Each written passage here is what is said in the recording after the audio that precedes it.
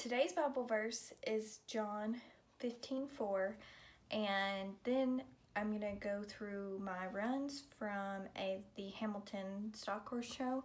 I showed Fred, and there's a whole debacle about that show that I will get into. But first, we're going to go through the Bible verse, and then I'll just talk through my runs, and that will be the video for today. Let's get started.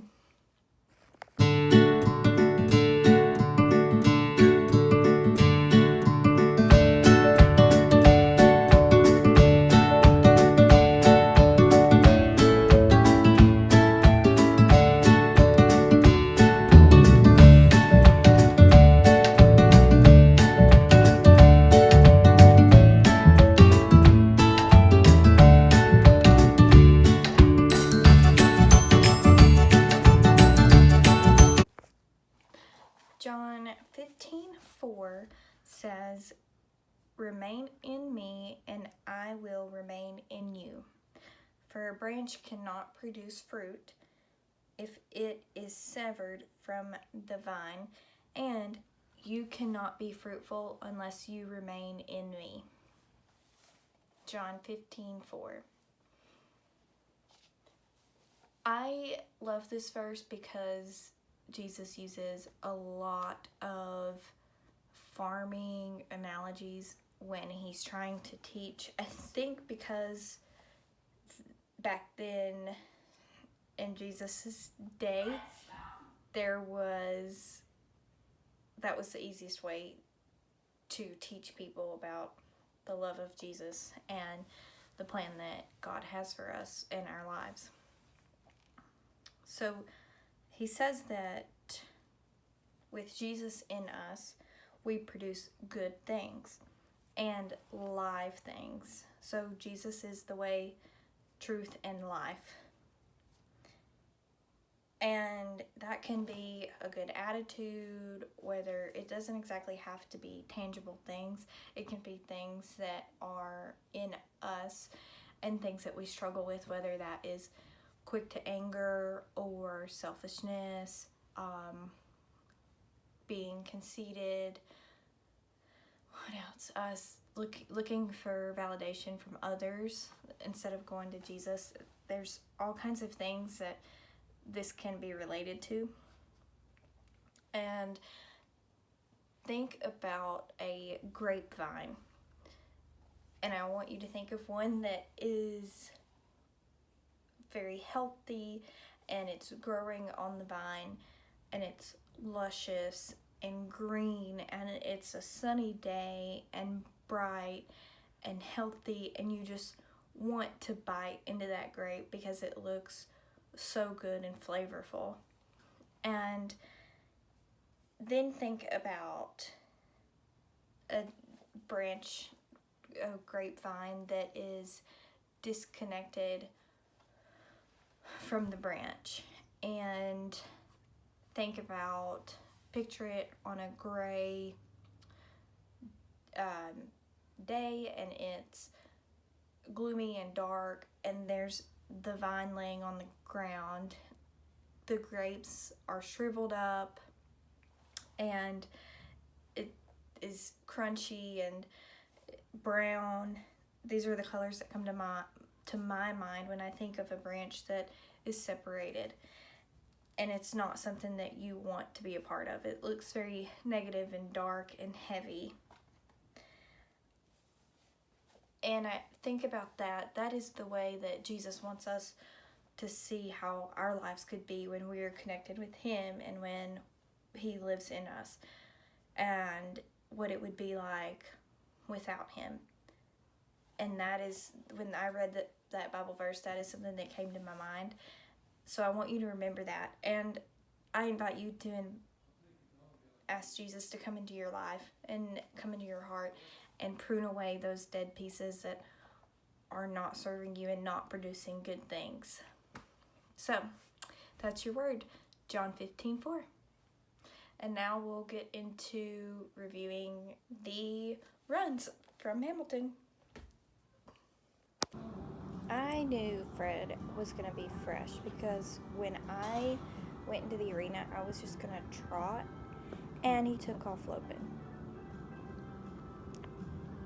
Called my cow out, and here's where the cow came out, and clearly he is extremely fresh. The cow was pretty fast. Come on, Sarah. And he's not being exactly correct. He's not going over there and stopping straight. But this box was a plus half. I marked a 73.5. So plus half eye appeal, plus 1, plus half control. Let's see. That's a 72. Yeah, so that's right. Yeah. And I go to drive the cow down the fence, which it's pretty much running on its own, and see how far back I am away from the cow. That was a 0 on the drive. Luckily, I did not get a penalty. Mark said I should have gotten a penalty. He said they were being generous. Oh. No rest for the weary around here. Push them around. And then again, this was a plus half, plus 1, which makes the 73.5. And again, my second drive was a 0 for that maneuver, because again, I was really far away from the cow and just kind of letting it run on its own down there, and you want to be right at the hip of that cow. So I need to kick it in gear, Fred. Here's what happened 2 weeks before we were going to Hamilton.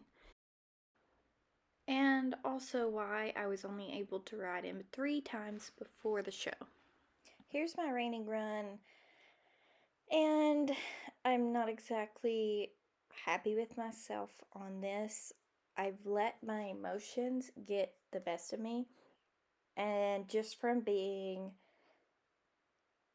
having not shown in a really long time, I'm kind of forgiving myself on it, but it's one thing that I try to never let get to me.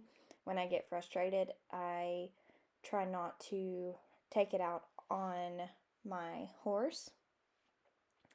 So you can see everything was good there, and this is where I started to get really frustrated. And I didn't even really have a reason to. It was honestly my fault because I didn't realize where they were at in the draw, and then next thing I know, they said, Sarah McIntyre, Wild and Flashy, you're in the pen. So you can see that my tail was left up. I just didn't have time to get my thoughts together and run through my pattern, which is kind of what I usually do before I go into the pen. I visualize the pattern and visualize myself executing the maneuvers the best that I can and any adjustments I need to make for my horse.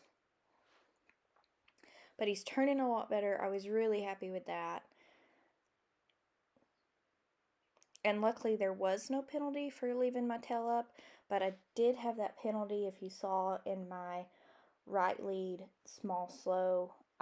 He got really pushy in the middle and was trying to pull me to the left towards the gate. And I went to collect him and try to make him get in the bridle and get straighter. Well, it was his way of saying no, kind of just being pushy, and that's why he fell out of lead. But again, that was me being frustrated, and instead of being soft and just letting him relax in that small slow, I let my emotions get the best of me and showed my frustrations.